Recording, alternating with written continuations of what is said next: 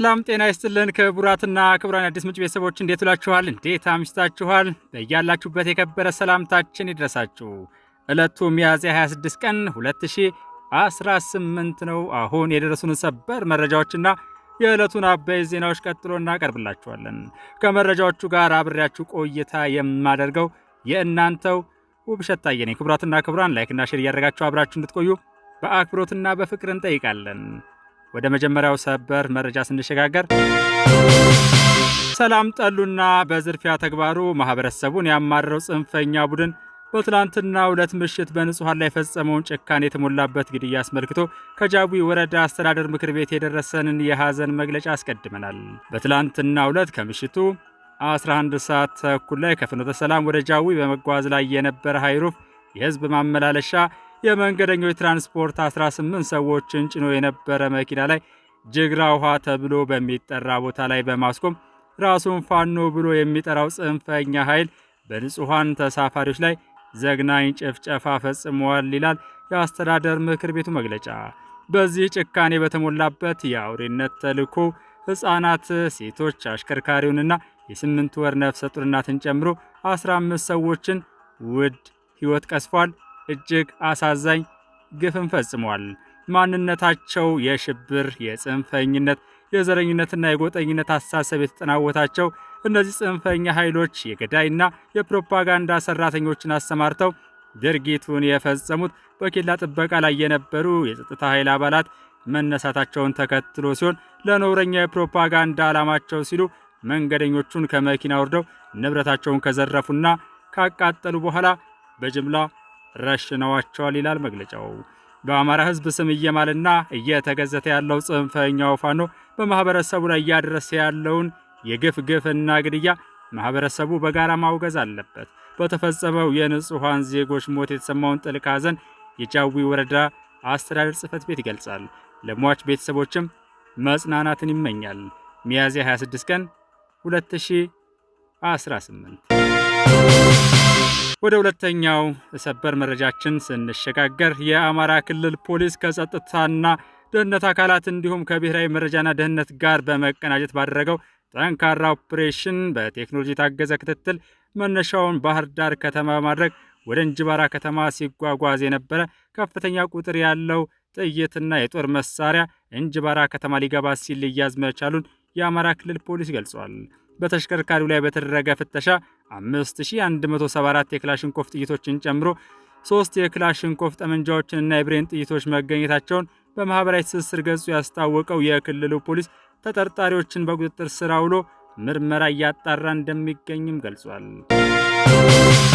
ከጦርነቱ በፊት የተመሰረተውና ህጋዊ መሰረት የሌለው የትግራይ ምክር ቤት ወደ ስራው ይመለስ በሚል በህግ አግባብ እውቅና የሌለው የህወሓት ማዕከላዊ ኮሚቴ ያስተላለፈውን ውሳኔ እንደግፋለን በሚል በተለያዩ የትግራይ ክልል ወረዳዎች እየተካሄደ ያለው የምክር ቤቱ አባላት ድጋፋቸውን ገለጹ። እንቅስቃሴ በሰፊው የትግራይ ህዝብ ህልውና ላይ የቀጠለ አደገኛ አካሄድ መሆኑ እየተነገረ ይገኛል። ምንም እንኳ እነዚህ ድጋፋቸውን ገለጹ የሚባሉት በጣት የሚቆጠሩ አባላት ቢሆንም ሁኔታው ግን አሳሳቢና ያላስፈላጊ መሆኑ እየተገለጸ ይገኛል። ሁኔታው አሳስቧቸው መግለጫ እያወጡ ካሉ አካላት አንዱ የአውሮፓ ህብረት ሲሆን ሁኔታዎች ሊረግቡ ይገባል ሲል አስጠንቅቋል። በአዲስ አበባ የሚገኘው የብሪቲሽ ኤምባሲም ተመሳሳይ መግለጫ ማውጣቱን ለማወቅ ተችሏል። ይህ በእንዲህ እንዳለ የትግራይ ጊዜያዊ አስተዳደር የኢትዮጵያ መከላከያ ሰራዊት ወደ ትግራይ እንዲገባ አዘዘ። እንዲሁም የክልሉ አስተዳደር የፌዴራል መከላከያ አባላትን ወደ ቀድሞ የሰሜን እዝ ካምፖች ለማዛወር ተስማምቷል የሚሉ በቅርብ ቀናት ውስጥ እየተሰራጩ ያሉ ሪፖርቶችን ሙሉ በሙሉ የተሳሳተ ነው ሲል ውድቅ አድርጓል። የጊዜያዊ አስተዳደሩ ባወጣው አጭር መግለጫ ህዝቡን ለማሳሳትና አላስፈላጊ ውጥረት ለመፍጠር የታሰቡ የተሳሳቱ መረጃዎችና የተዛቡ ናቸው ሲል ነው የገለጸው። በቅርብ ጊዜ ውስጥ የፌዴራል መንግስት የኢትዮጵያ መከላከያ ሰራዊት ወደ ትግራይ እንዲገባ አዟል። እንዲሁም የትግራይ ጊዜያዊ አስተዳደር ደግሞ ኃይሎቹ በቀድሞ የሰሜን እዝ ካምፖች ውስጥ እንዲሰፍሩ ተስማምቷል በሚል የሚሰራጨው መረጃ ነው የጊዜያዊ አስተዳደሩ በመግለጫው ያስተባበለው። በህብረተሰብ ውስጥ እንዲህ አይነቱን የተሳሳተና የተዛባ መረጃ የማሰራጨት ስትራቴጂ ምንጭና ግብ ግልጽ ነው። ነገር ግን እየተሰራጨ ያለው መረጃ ሙሉ በሙሉ የተሳሳተ ነው ብሏል የጊዜያዊ አስተዳደሩ በመግለጫው። ወደ ውጭ ዜናዎች ስንሸጋገር በሆርሙዝ ሰርጥ ያለው ውጥረት የዓለምን ፖለቲካና የኢኮኖሚ ምሰሶ ወዲህና ወዲያ እያላጋው መቀጠሉ እናገኛለን። በተለይ ፕሬዝዳንት ትራምፕ የአሜሪካ ጦር በሆርሙዝ ወሽመጥ በኩል ከዛሬ ጠዋት ጀምሮ መርከቦችን ማስወጣት እንደሚጀምር መግለጻቸውን ተከትሎ ኢራን ፈጣንና በቁጣ የተሞላ የማስጠንቀቂያ ምላሽ መስጠቷ ነገሩን አግሞታል። ሜሄር የዜና ወኪል ባጋራው መግለጫ ቃል አቀባዩ ኢስማኤል ባጋይ ኢራን የባህር ወሽመጡ ጠባቂና ተከላካይ ሆና ትቀጥላለች ብለዋል። መርከቦችና የመርከብ ኩባንያዎች ደህንነታቸውን ለማረጋገጥ ከኢራን እስላማዊ ሪፐብሊክ ባለስልጣናት ጋር መተባበር እንደሚጠይቅ በሚገባ ያውቃሉ ሲሉም አክለዋል። የህግ የበላይነትን የሚከተሉ ሀገሮች የአሜሪካን ህገወጥ እርምጃዎች የሚከተሉበት ምንም ምክንያት እንደሌለም ተናግረዋል። ቀደም ሲል የኢራን ማዕከላዊ ኃላፊ በተለይም ጠበኛ የአሜሪካ ጦርን ጨምሮ ወደ ባህር ወሽመጡ ለመቅረብ ወይም ለመግባት የሚሞክርን ማንኛውም የውጭ ጦር ኃይል እንደሚያጠቃ ተናግረዋል። የኢራን ዛቻ ታዲያ ፈረንጆቹ ሪትን ኦን ኤር እንደሚሉት የማይፈጸም እንዲያው በአየር ላይ የተጻፈ ብቻ አልሆነም። የኢራን መንግስት መገናኛ ብዙሃን ወደ ሆርሙዝ ወሽመጥ ለመግባት የሞከረ የአሜሪካ የጦር መርከብ በሁለት ሚሳኤል መመታቱን ዘግበዋልና። ለዓለም የነዳጅ ንግድ የዋጋ መነሻ የሆነው ብሬንት የአንድ በርሜል የድፍድፍ ነዳጅ ዋጋ ዜናው ከተሰማ በኋላ በደቂቃዎች ውስጥ $4 በላይ ጭማሪ አሳይቶ $114 ደርሷል። ይህም በዕለቱ የነዳጅ ዋጋ ላይ ከ5 በመቶ በላይ ጭማሪን ያስከተለ ተብሏል። ይሁንና ኢራን በአሜሪካ የጦር መርከቦች ላይ ጥቃት መፈጸሟን ከገለጸች በኋላ ዩናይትድ ስቴትስ ማስተባበያ ወጣች ሲሆን ይህንንም ተከትሎ የነዳጅ ዋጋው ድጋሚ ቅናሽ አሳይቷል። ክቡራትና ክቡራን፣ ይህ ከመረጃዎች ጋር ተያይዞ ማሻቀብና ማሽቆልቆል የሚታይበት የነዳጅ ዋጋ ነገር በኢኮኖሚክስ ጽንሰ ሐሳብ ቀጣይ ጊዜ እንዲህ ሊሆን ይችላል የሚል እመታ ወይም ኤክስፔክቴሽን ያለውን ተጽዕኖ በመረዳት መረጃዎች በኃላፊነት ስሜትና በጥንቃቄ ሊሰራጩ እንደሚገባ የሚያመላክቱን አግኝተነዋል። በትላንትናው ዕለት ምሽት ፕሬዝዳንት ትራምፕ በሆርሙዝ ወሽመጥ መተላለፊያ አጥተው የቆሙ የጭነት መርከቦችን በማጀብ ከአካባቢ የማስወጣት እቅዳቸውን አሳውቀው እንደነበር ይታወሳል። ይህንንም እቅድ ሰብአዊ ማሳያ ሲሉ ገልጸውታል። በባህረ ሰላጤው አካባቢ የተቀሰቀሰውን ጦርነት ተከትሎ 20 በመቶ የዓለም ነዳጅ አቅርቦትን የሚያጓጉዙ በርካታ መርከቦች ከነጭነታቸው መንቀሳቀስ ሳይችሉ ባሉበት እየተጉላሉ ቀጥለዋል። የሆነ ሆኖ የአሜሪካ የጦር ሚሳኤል የታጠቁ ሁለት የባህር ኃይል አውዳሚ የጦር መርከቦች ኢራን እገዳ በጣለችበት ሆርሙዝ ወሽመጥ አልፈው በፋርስ ባህረ ሰላጤ ላይ እየተንቀሳቀሱ መሆኑን አሜሪካ አስታውቃለች። የአሜሪካን የመካከለኛው ምስራቅ ወታደራዊ እንቅስቃሴዎችን የሚመራው ማዕከላዊ እዝ እንደገለጸው ፕሬዝዳንት ዶናልድ ትራምፕ በሆርሙዝ ወሽመጥ መዘጋት የተነሳ ማለፊያ ያጡ የንግድ መርከቦችን እየመሩ ለማውጣት ላስጀመሩት ዘመቻ እገዛ እያደረገ ይገኛል። ማዕከላዊ እዙ የአሜሪካን ሰንደቅ ዓላማ የሚያውለበልቡ ሁለት የንግድ መርከቦች በተሳካ ሁኔታ በሆርሙዝ ወሽመጥ በኩል ማለፋቸውንም ገልጿል። በተሳካ ሁኔታ ወሽመጡን አልፈዋል የተባሉትን መርከቦች ስማቸውን ግን አልጠቀሰም። ማዕከላዊ እዙ አክሎም የአሜሪካ ኃይሎች የንግድ መርከቦችን ጉዞ ለመመለስ የሚደረገውን ጥረት በንቃት እያገዙ ነው ብሏል። የአሜሪካ ጦር ይህን ያለው ኢራን ወደ ሆርሙዝ ወሽመጥ ለመግባት የሞከረ የአሜሪካ አውዳሚ ጦር መርከብ ላይ ጥቃት ፈጽሜያለሁ ካለች በኋላ ነው። ማዕከላዊ እዙ ባወጣው መግለጫ ተፈጽሟል የተባለውን ጥቃት አስተባብሏል። አንድም የአሜሪካ መርከብ አልተመታም ያለው ማዕከላዊ እዙ የአሜሪካ ኃይሎች ዘመቻውን እየደገፉና በኢራን ወደቦች ላይ የተጣለውን የጉዞ እገዳ እያስፈጸሙ ይገኛሉ ብሏል። ይህ በእንዲህ እንዳለ ታዲያ የኢራን ብትር ዩናይትድ አረብ ኤሚሬት ላይም ስለማረፉ ተገልጿል። የተባበሩት አረብ ኤሚሬቶች አድኖክ ከተባለው የመንግስት የነዳጅ ኩባንያ ጋር ግንኙነት ያለው ነዳጅ ጫኝ መርከቧ በሆርሙዝ ወሽመጥ በኩል ሲጓዝ ጥቃት እንደተፈጸመበት ገልጻለች።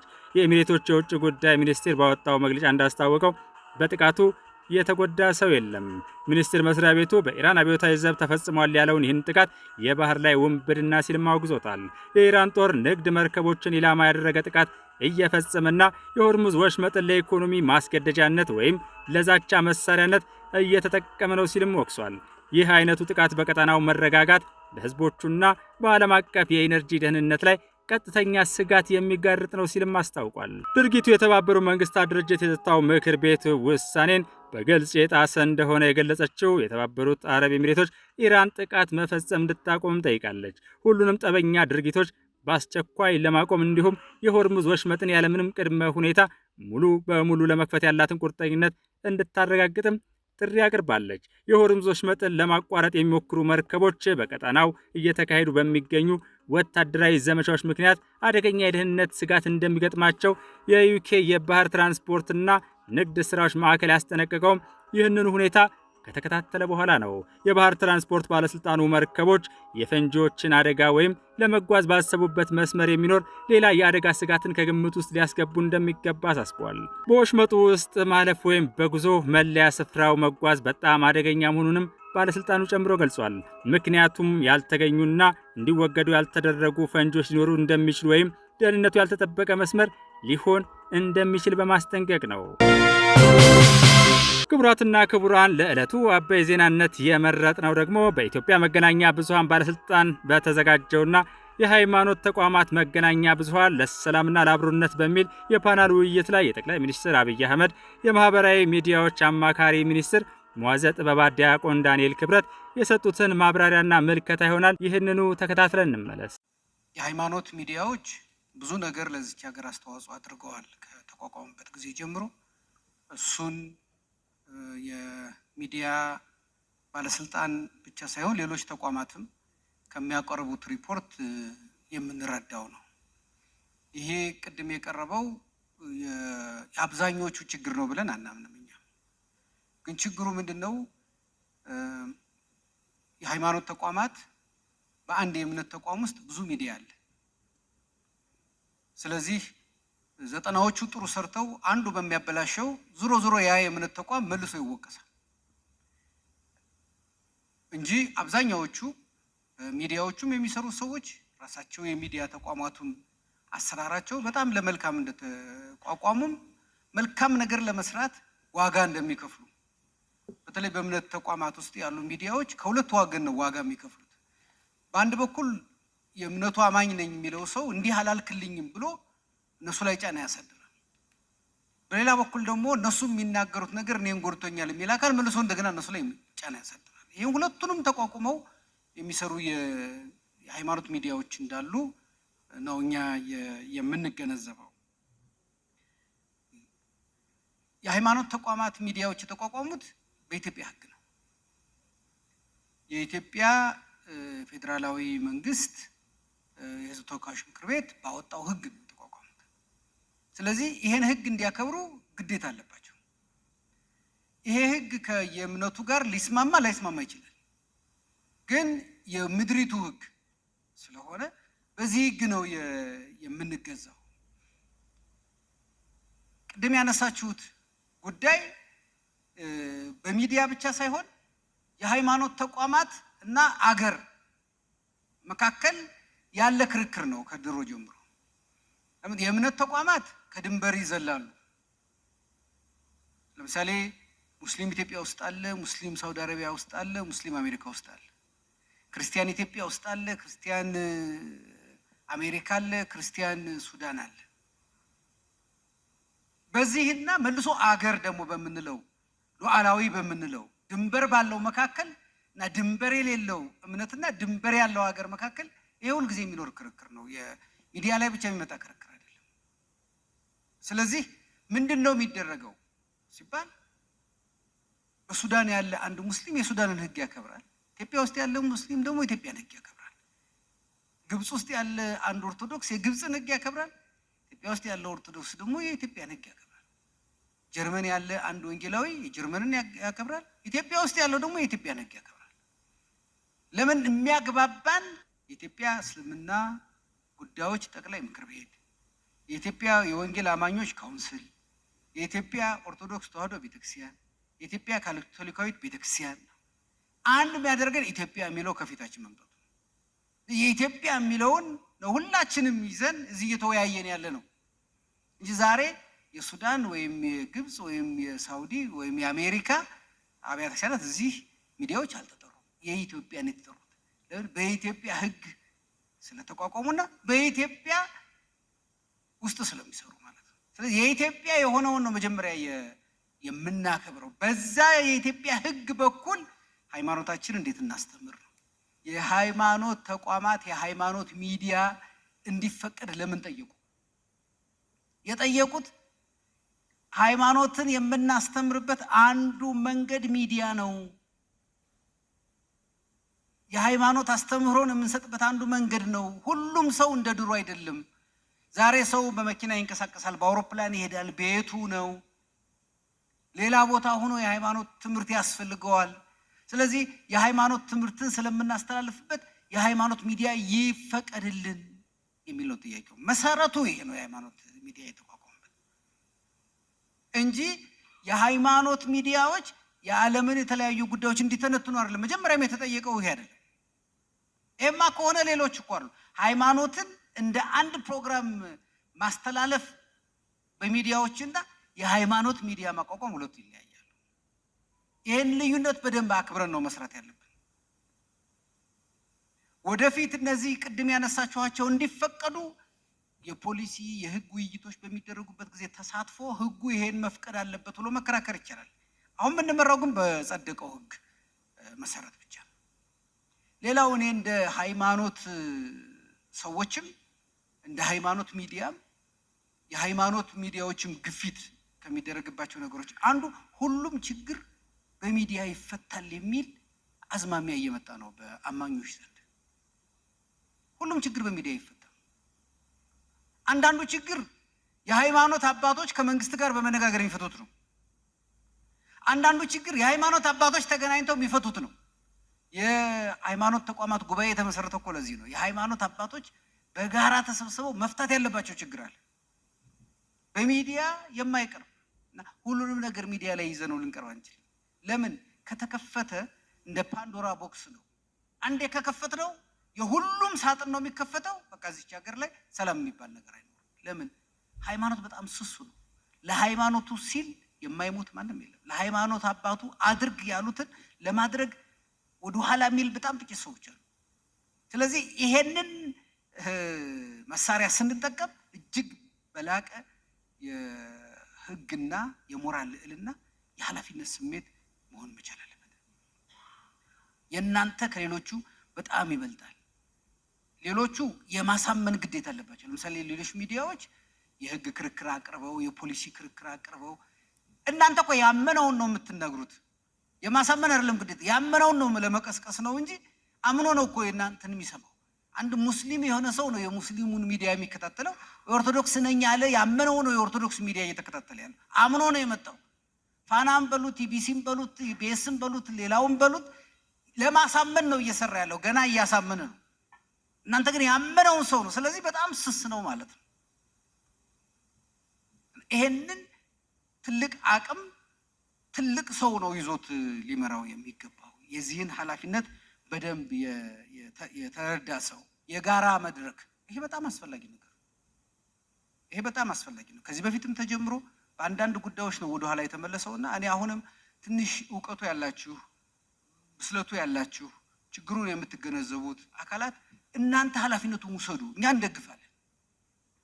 ብትነጋገሩና ለምሳሌ አሁን አንድ እምነት ስር ያለ ሚዲያ የሚሰራውን እኛ ከምንነጋገር በጋራ መመካከሪያ መድረክ እንደዚህ እያደረክ ነው፣ ይሄ እዚህ ቦታ እያስቀየመ ነው፣ ይሄ ሌላ ነገር እየፈጠረ ነው፣ ተው ብትባባሉ ከዛ ያለፈውን በህግ መግራት ቀላል ነው የሚሆነው። ቢያንስ አብዛኛውን ስለምትገሩት። አሁን አንዳንድ ችግሮች እየተፈጠሩ ያሉት በምንድን ነው? ሰዎች ቤተክርስቲያን ውስጥ ወይም መስጊድ ውስጥ ስብከት ያደርጋሉ፣ ዳዋ ያደርጋሉ። እነዚህ ሰዎች እዛ በሚናገሩበት ጊዜ 500 ሰው 1000 ሰው አለ ብለው የኔ አማኝ ብቻ አለ ብለው ነው የሚናገሩት። የሰው አይምሮ እንደዛ ነው። እነዛ ሰዎች ለ1000 ሰው ለ2000 ሰው አማኝ ነው ብለው ለሚያምኑት የተናገሩትን አምጥተን ሚዲያ ላይ ስናስገባው ሌላ ህግ ነው አሁን እኛን የሚመለከተን። አንድ ሰው በቤተክርስቲያን መድረክ ሲናገር የሚጠየቅበት አንድ ህግ አለ። አንድ ግብአት ለሚዲያ ሲቀርብ የሚጠየቅበት ሌላ ህግ አለ። ለምሳሌ እኔ በቤተክርስቲያን በማስተምርበት ጊዜ ስናገር እኔ እጠየቃለሁ፣ ያን መድረክ የፈቀደልኝ ሰው ይጠየቃል። ያንን የኔን ንግግር ወደ ሚዲያ ሲያመጣው ግን ሚዲያው ጨምሮ ይጠየቃል። ለምን ይሄን ንግግር በሀገሪቱ ህግ መሰረት አላየኸውም ተብሎ ተጨማሪ ሚዲያው ይጠየቃል። ስለዚህ ሰዎች የትም ቦታ ያስተምሩ፣ ወደ ሚዲያችሁ ለማምጣት ግን የሚዲያችሁን ህግና ስርዓት እንዲያልፍ አድርጉ። የዛሬው ውይይታችን በጣም ጥሩ ነው፣ መነጋገራችን በጣም ጥሩ ነው። ግን የከለታት አንድ ቀን የሚደረግ አናድርገው። እናንተ እርስ በርሳችሁ መመካከር ቢቻል መነጋገር ቢቻል፣ ይሄንን ከዚህ በፊት ለሃይማኖት አባቶችን ብለናል። በነገራችን ላይ በሃይማኖት ተቋማት ጉባኤ ስር የሃይማኖት ተቋማት እርስ በርስ የሚፈጠሩባችሁን ችግር የሚፈታ እንደ ዳኛ እንደ ምክር ይኑርና እሱ ስሩ ብለናል። የሃይማኖት ተቋማት ወደሱ መንገድ እየሄደ ነው። አሁን እስቲ ያንን የጋራ የተባለውን ማድረግ ጥሩ ነው። ይሄ ስልጠና ምን የተባለውን በቅንጅት ማዘጋጀት ይቻላል። ግን ትልቁ ነገር ተመካክሮ እዛው ችግሮችን ማስቀረት ስለሆነ እሱ ላይ በጣም እንድትበረቱ አደራ ለማለት ነው። አመሰግናለሁ። ክቡራትና ክቡራን ለዕለቱ ሁለተኛው አበይት ዜናችን አድርገን ያቀረብነው ደግሞ ክብርት የአዲስ አበባ ከተማ አስተዳደር ከንቲባ አዳነች አቤቤ ሀገር እንዴት ትገነባለች በሚል ያቀረቡትን ቀጣዩን መልእክት ይሆናል። አብረን እንከታተል። ሀገር በልጆቿ ጥረትና ግረት ትገነባለች። የሚሰሩ እጆች፣ የሚፈጥሩ አእምሮዎች ለሀገር ግንባታ ትልቅ መሰረትን ይጥላሉ። ሀገራችን ኢትዮጵያም በዚህ ወቅት በቴክኖሎጂ ፈጠራ፣ በቴክኖሎጂ መቅዳትና መልሶ በመጠቀም የዓለምን ፈጣን እድገት መቀላቀል ችላለች። በቅርቡ እንደምናስታውሰው ክቡር ጠቅላይ ሚኒስትራችን በአርቲፊሻል ኢንተለጀንስ ዘርፍ ባመጡት ትልቅ የመሪነት ለውጥ መሸለማቸውን እና እውቅና ማግኘታቸውን እናስታውሳለን። ይሄ በሀገራችን ላይ እየታየ ያለውን ሁለንተናዊ ፈጣን ለውጥ ያሳያል።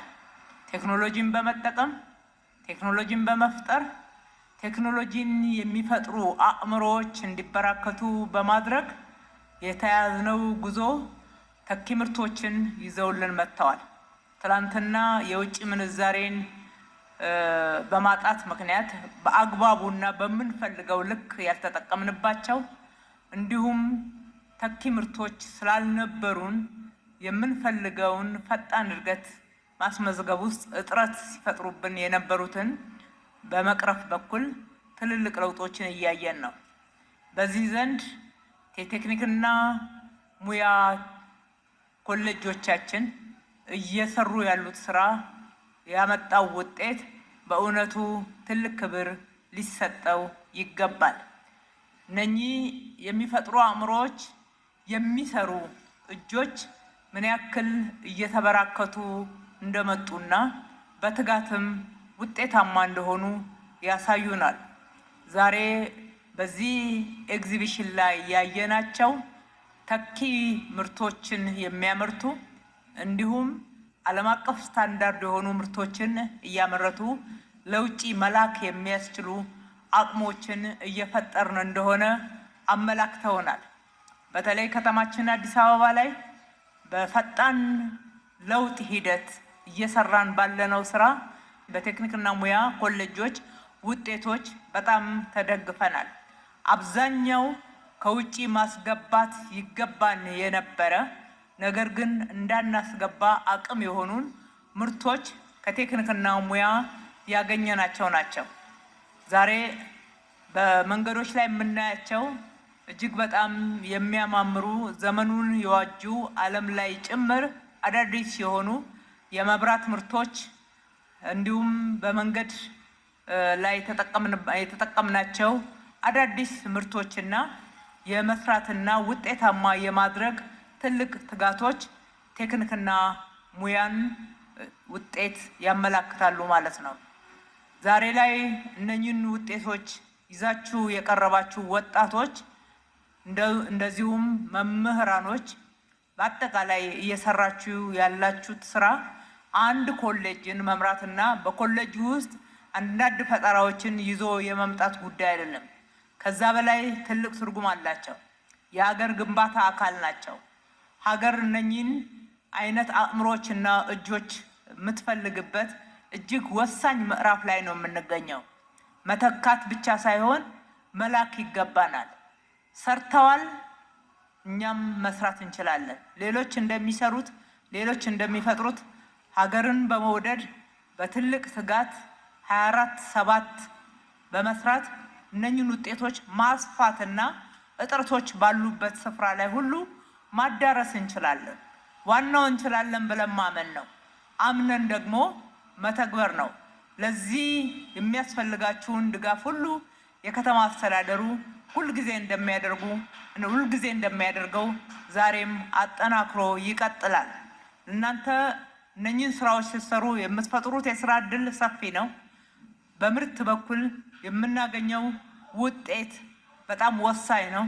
በተጨማሪ እንደ ሀገር ራሳችንን ችለን መራመድ እንድንችልና በስፋትም መስራት መተግበር እንድንችል ትልልቅ ግብአቶች ናቸውና በዚህ ልክ ራሳችሁን የበለጠ ማዘጋጀት፣ በሰራችሁ ሳትረኩ ከዚህ በላይ መስራት እንደምትችሉ ማሰብ፣ ለአእምሯችሁ መንገር፣ እጆቻችሁን ማዘዝ በጣም ያስፈልጋል። በእናንተ ላይ ብቻ መወሰን አንፈልግም። በርካታ ተማሪዎች በተለይ በዚህም ዓመት ሆነ ባለፉት ዓመታት 12ኛ ክፍልን ሲፈተኑ ወደ ኮሌጅ ወደ ትልልቅ ዩኒቨርሲቲዎች መግባት ያልቻሉ ወጣቶች እናንተን ተከትለው እጅግ ውጤታማ መሆን እንደሚቻል የቴክኒክና ሙያ ኮሌጆቻችን በገቢም ሆነ በስራ ዕድል ፈጠራ በተጨማሪ ደግሞ ብዙ ውጤታማ መሆንና ለሀገር ውጤታማነትም ግብአትን ማምጣት እንደሚቻል አምነው ኮሌጆቻችንን በብዛት እንዲቀላቀሉ እንፈልጋለን። ወደ ዩኒቨርሲቲ መግባት አልተቻለም ማለት ውጤታማነት ተገድቧል ማለት አይደለም። እውነት ለዚህ ደግሞ ከኮሌጆቻችን በላይ ምስክር የለምና በዚህ እሳቤ ኮሌጆቻችን በስፋት ለመቀበል ለማሰልጠን ብቁ ለማድረግ ኮሌጆቻችን ውስጥ ገብተው ውጤታማ የማይሆኑ መፍጠር የማይችሉ ሀሳብ ማፍለቅ የማይችሉ መኖር እስከማይችሉ ድረስ ተክታችሁ መስራት ይገባቸዋል። ምሳሌነታቸው ለቀጣይ ላለው ትውልድና ቀጥሎ ውጤታማ መሆን ለሚገባው ዜጋ ሁሉ የሰፋ በእርግጥ ውጤታማነት ሁልጊዜ ከትጋት እንደሚመነጭ ማሳያ የሆኑ ዘንድ አደራ ማለት እወዳለሁ። ይህንን ኤግዚቢሽን በዚህ ደረጃ አቀናይታችሁ አስተባብራችሁ ኮሌጆቻችንም ውጤታማ እንዲሆኑ የሰራችሁ የመራችሁትን ሁሉ ከልቤ ማመስገን እወዳለሁኝ። ከኔ በላይ በእናንተ ውጤት የተጠቀመው ከተማ አስተዳደራችን፣ ህዝባችን ያመሰግናችኋል፣ ኮርተንባችኋል። በርቱ ማለት እወዳለሁ። ፈጣሪ ኢትዮጵያና ህዝቦቿን ይባርክ። አመሰግናለሁ። ክቡራትና ክቡራን አድማጭ ተመልካቾቻችን እስካሁን ለነበረን ቆይታ ከልብ እናመሰግናለን። ሁላችሁም ከመውጣታችሁ በፊት እንደተለመደው ላይክና ሼር በማድረግ መረጃዎቻችን ለብዙዎች እንዲደርሱ እንድታደርጉ በአክብሮት እንጠይቃለን። በተጨማሪም ከስር በሚታይ የኢትዮጵያ ንግድ ባንክ ቁጥር አዲስ ምንጭ ሚዲያን በማበረታታት የአስተማማኝ ወቅታዊ የተጣሩና የተመዘኑ መረጃዎች የሚቀርቡባትን ሚዲያችንን ይደግፉ፣ ያሳድጉ ስንል የአክብሮት ጥሪያችንን እናቀርባለን። የአዲስ ምንጭ የምን ጊዜ መልእክታችን ሰላም ለኢትዮጵያ የሚል ነው። ሰላም ለኢትዮጵያውያን፣ ሰላም ይሁን።